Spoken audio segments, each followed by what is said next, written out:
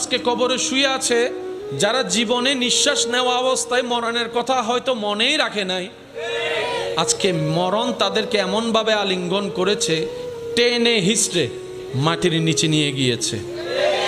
তাও নিজের হাতে মাটি তাদেরকে টানে নাই, নিজের আপন সেই ব্যক্তিদের হাতে তার লাশটা আজকে মাটির মধ্যে শুয়ে আছে।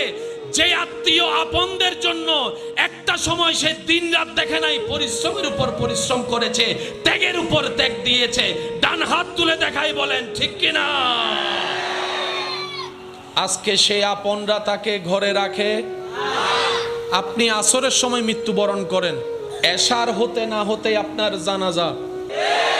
আপনার মৃত্যুর সংবাদটা যদি সকাল 10টায় শোনা যায়, দেখবেন 12টার ভিতরে জানাজার টাইম উল্লেখ করা হয়ে গিয়েছে।